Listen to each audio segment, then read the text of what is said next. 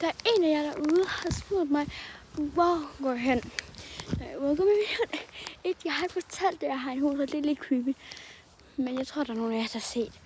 Jeg går op mod min skole. Jeg siger ikke på det hen. Så ja. Og I kan se, her er min hund. Og jeg har gudbøder med dem. Så perfekt. Nu er jeg til det.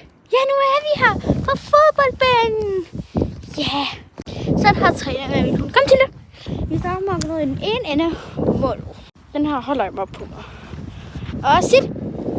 Bliv. Jeg slukker lige hurtigt. Så går jeg bare bagud, så hun stadig kan se, at jeg er her. Jeg skal gå sådan her video, jeg går fra hende. Og så se her. Det var første del af lektionen. Nu skal hun have en gudbid.